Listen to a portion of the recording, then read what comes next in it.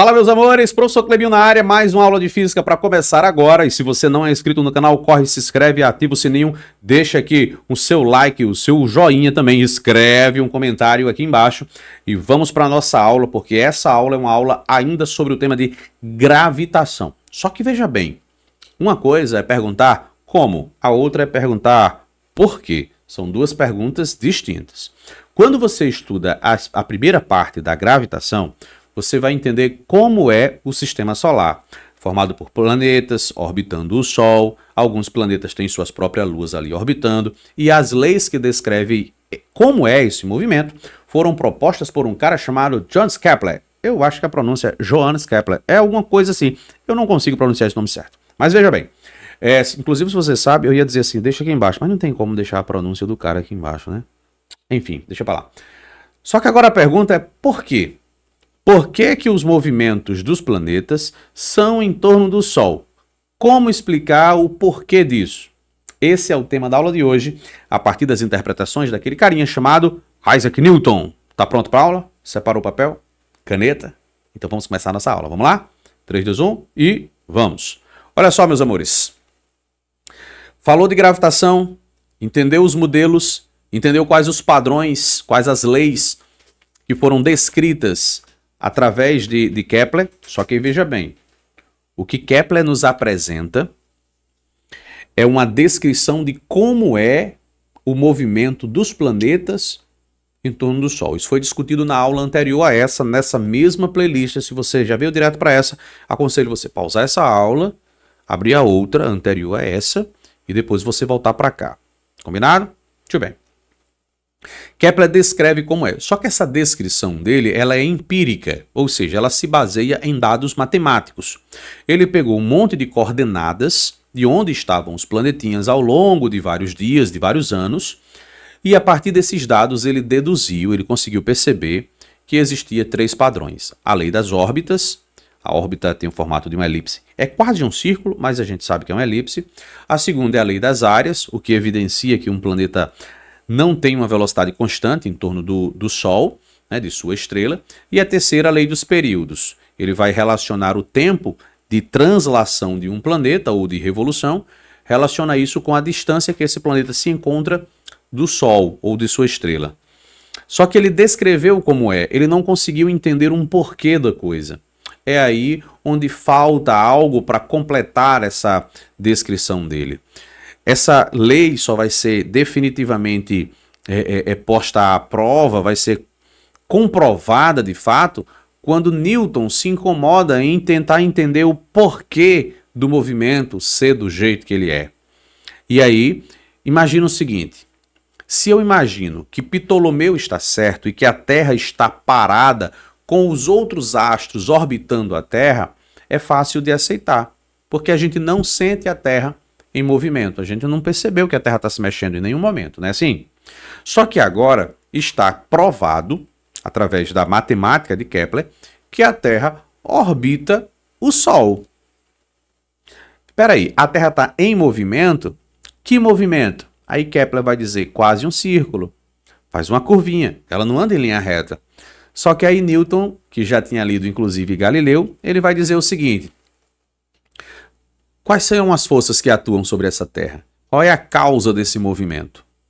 Porque algo em movimento tende a permanecer em movimento retilíneo e uniforme.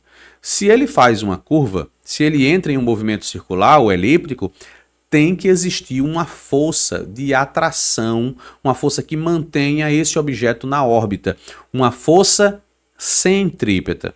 E aí, pensando sobre isso, buscando achar uma solução para essa pergunta, a gente encontra a lei da gravitação universal de Newton. Vamos conhecê-la? Na tela. Lei da gravitação de Newton. Usando como base as leis de Kepler e seu vasto conhecimento em matemática, Isaac Newton concluiu que a mesma força que puxam os corpos, que puxam os corpos caírem, que fazem os corpos caírem. Por que eu botei puxam ali, não é? Vamos lá. Isaac Newton concluiu que a mesma força que puxam os corpos, ou os atrai até caírem, né, é a mesma força que mantém os planetas em sua órbita. A força gravitacional. Lembre-se que, por inércia, os corpos em movimento tendem a manter-se em movimento retilíneo e uniforme. Assim, para que algo se mantenha em um movimento curvilíneo, se faz necessário uma força centrípeta. Imagine que você pega um peso qualquer, como uma pedra, prende ela em um barbante e você gira. Você está colocando a pedra para orbitar a sua mão. Sua mão seria o centro, segurando a cordinha. Mas a força que manteve a pedra na órbita, sem deixá-la escapar e seguir direto, foi feita pela corda. É uma força de tração. Nas aulas que a gente apresentou nesse canal sobre movimentos circulares, a dinâmica dos movimentos circulares, você aprende que todo movimento circular exige a presença de uma força apontando para o lado do centro desse movimento, a chamada força centrípeta. Então Newton se pergunta, que força é essa? Sabe aquela história de uma maçã que caiu na cabeça de Newton? Uns dizem que é verdade, outros dizem que não. Bom, se ela for verdade, ela faz sentido. Mas não do jeito que eu escuto alguns alunos comentando. Porque a galera começa a achar que Newton, do nada, inventou a gravidade. Inventou? Quer dizer que não tinha gravidade antes de Newton? Essa fala nem tem sentido. As coisas flutuavam antes dele? Claro que não. Ah, então não é o verbo inventou, é o verbo descobrir. Newton descobriu a gravidade. Peraí, também não é bem assim. Se a história é verdade, o que acontece é o seguinte: quando a maçã cai na cabeça de Newton, Newton se dá conta que essa força gravitacional, essa força peso que puxa a maçã para baixo, não precisou tocar na maçã. Ela agiu sobre a maçã a uma distância. Ela é uma força de campo, não de contato. Fez sentido? Aí ele fez, será que a força que mantém a Terra na órbita não é o Sol fazendo uma força do mesmo tipo dessa? Também a distância? Será que o Sol não tem a capacidade de criar uma força peso, uma força gravitacional forte o suficiente para manter a Terra dentro da órbita sem deixar a Terra escapar? Pronto. Quando ele entende isso, a mente dele se abre e ele disse, agora tudo faz sentido. O que explica o movimento dos planetas dentro de um sistema solar, ou que explica o movimento das estrelas dentro do universo, ou de qualquer outro movimento, é gravitação. Gravitação é a grande chave para explicar o universo. Por isso que o seu assunto se chama gravitação universal. Ele não vai explicar o movimento da Terra, ou do Sol, ou da Lua. Ele vai explicar todos esses movimentos. Agora, como a física não anda só, ela está sempre ligada a outras ciências. Lembra de Epicuro, aquele filósofo pré-socrático? Pois então, uma das falas de Epicuro é que matéria atrai matéria. Newton só complementou isso quando ele descobre que a matéria atrai matéria na proporção ou na razão direta do produto de suas massas e inversamente proporcional ao quadrado da distância. Nossa, você põe a mão na cabeça, escutou uma frase dessa e disse, não entendi. Aí para que estou eu aqui? Para te ajudar. Vamos lá? Olha só. Vamos ver aqui. Deixa eu subir aqui um pouquinho.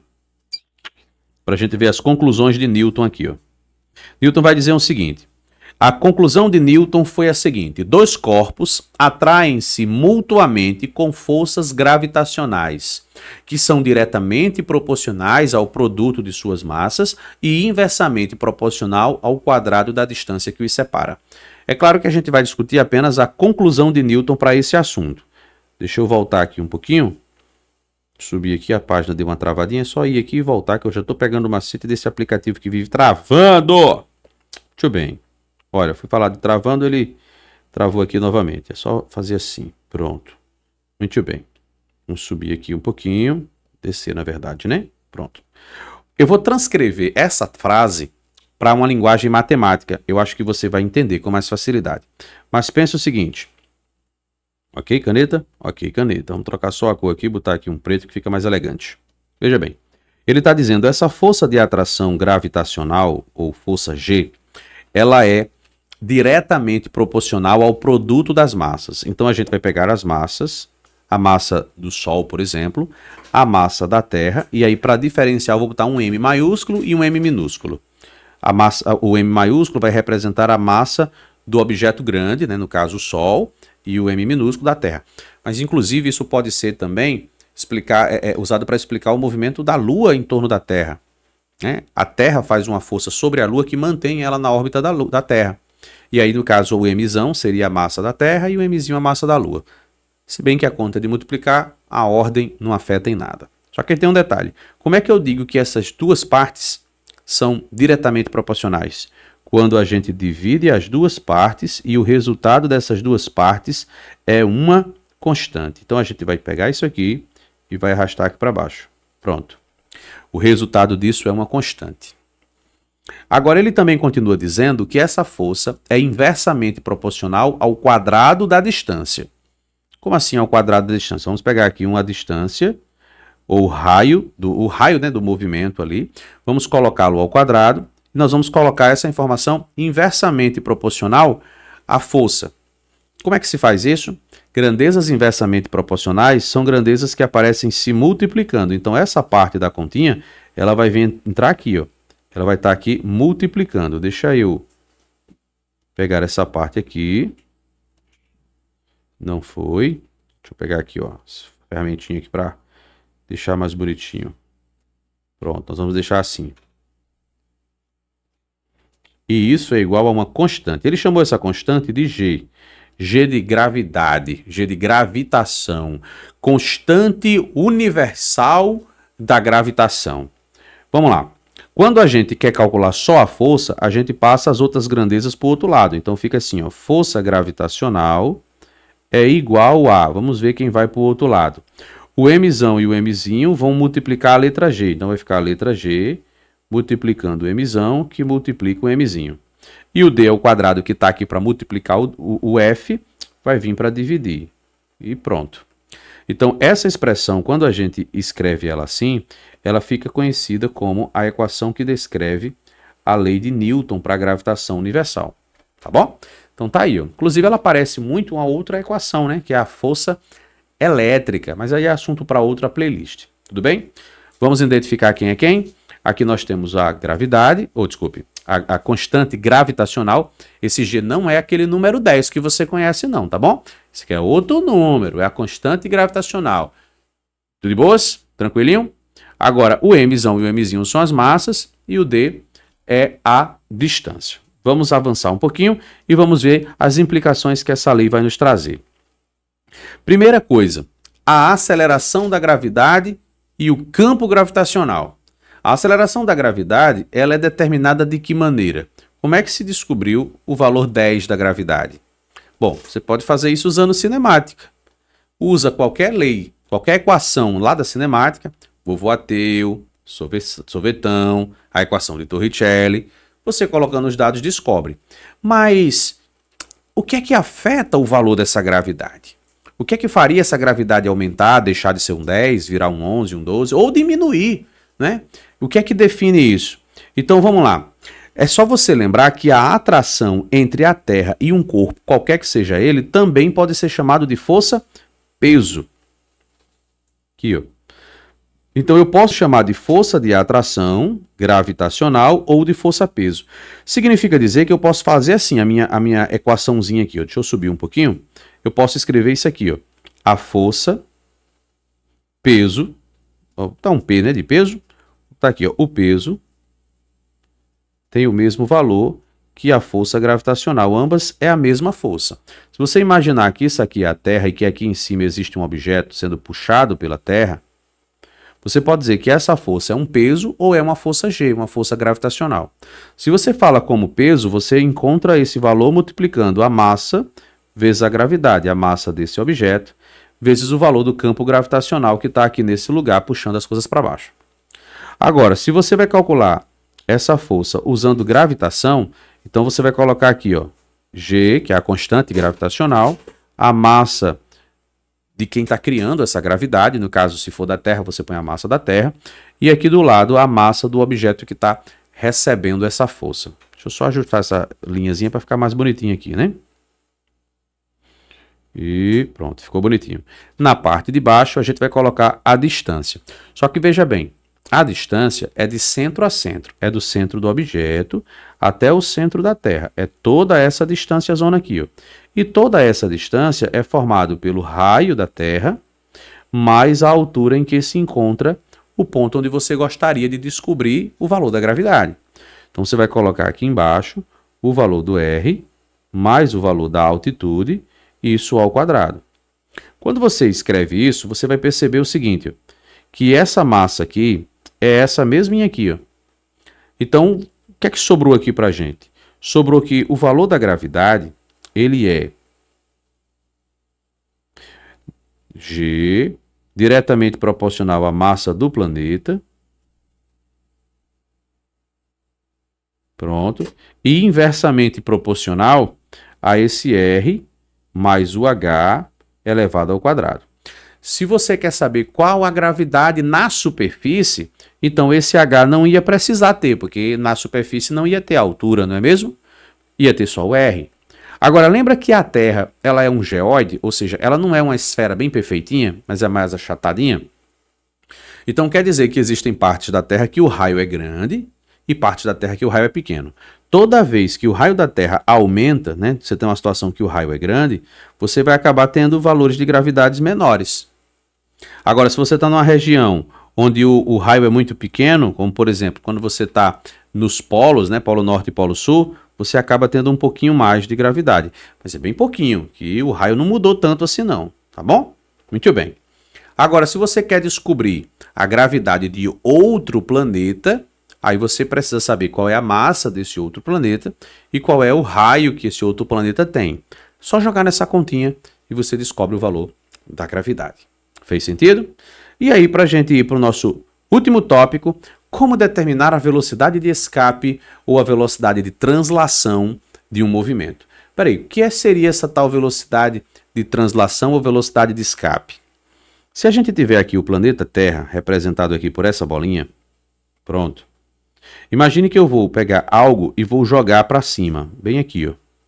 Se eu jogo esse objeto para cima, ele vai subir, desacelerando, já que existe uma força de atração, e depois ele vai cair e ele não vai para o espaço.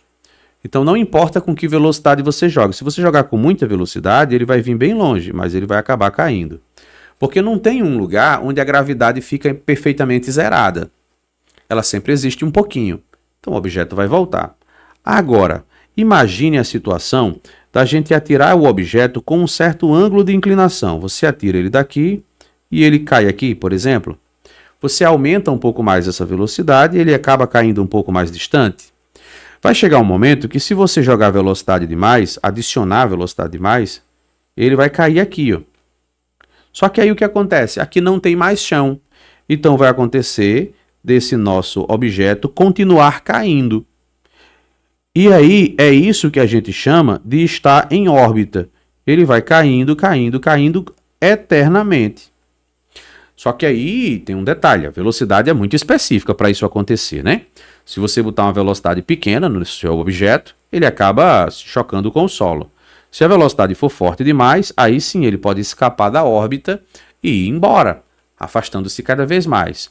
Então essa velocidade que a gente fala aqui no meio, essa velocidade aqui, ela é a velocidade com que um planeta translada, ou que um objeto está transladando-se em órbita, mas também é chamada de velocidade de escape, porque a partir dessa velocidade é que um objeto conseguiria escapar da ação gravitacional.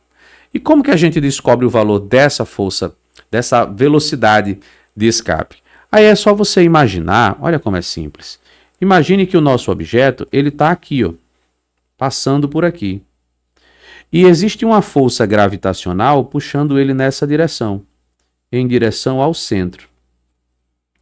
Essa força gravitacional está fazendo o papel de quê? Força centrípeta. Então está assim, ó, a força centrípeta está sendo realizada pela força G. Como se calcula uma força centrípeta? Muito bem. Quem lembrou, lembrou. Quem não lembrou, lembra agora. Então, deixa eu ajeitar aqui. Vamos lá. A força centrípeta, você pega a massa do objeto que está em movimento circular, multiplica pela velocidade dele elevada ao quadrado e você divide isso aqui pelo raio, o raio da órbita, que vai daqui até aqui. Só que esse raio é a distância toda. A gente geralmente imagina esse raio como sendo apenas o raio da Terra, mais essa altitude aqui, ó. Então a gente vai dizer assim, ó, é o raio da Terra mais a altura. É assim que se calcula a força centrípeta. Agora, como se calcula a força G? A força gravitacional, você faz massa você coloca, massa não, gravidade, né? Gravitação, constante gravitacional. Coloca as duas massas e divide pela distância entre elas, de centro a centro, elevado ao quadrado. Observe que esse m vai cortar com esse mzinho, é o mesmo. E esse parêntese aqui, ó, aparece uma vez desse lado, mas aparece duas desse outro lado. Então, você corta com esse 2. Então, você acaba de perceber que V ao quadrado, e esse quadrado passa para o outro lado na forma de uma raiz. Pronto. Vai ficar dentro da raiz o G, a letra Mzão, porque o Mzinho sumiu, e embaixo o R mais o H. Se a velocidade do objeto for exatamente essa, nem a mais e nem a menos, aí a gente diz que o objeto está em órbita. Agora, veja bem, para cada valor de altura, você tem um novo valor de velocidade. Ah, eu queria colocar um satélite de GPS lá no céu. Pode? Pode. Mas como é que você vai colocar esse satélite lá em cima? Você precisa posicioná-lo na altura que você escolheu e ajustar a velocidade para que ele seja lançado justamente na velocidade compatível com aquela altura. Aí ele nem cai e nem escapa da órbita. Ele fica lá orbitando, girando em torno da Terra o tempo todo. E cá para nós, viu? Existem muitos satélites. Segundo as informações que está disponível na internet, só aquela empresinha lá do Elon Musk, lá, a Starlink, ela tem mais de 6.300 satélites orbitando. Isso é muito, viu? Até porque no total só dá 11 mil e um pouquinho, não chega nem a 12. Ou seja, mais da metade pertence a um cara só. Olha que doideira. Pois então, é assim que os satélites orbitam. Essa é a chamada velocidade de escape ou velocidade de translação de algo orbitando o outro. Viu como é simples? Tem uma matemáticazinha, é claro, mas aí com um pouquinho de treino, uma questãozinha aqui e outra ali, a gente consegue dominar esse assunto. Forte abraço para você, bons estudos e até nosso próximo encontro. Tchau!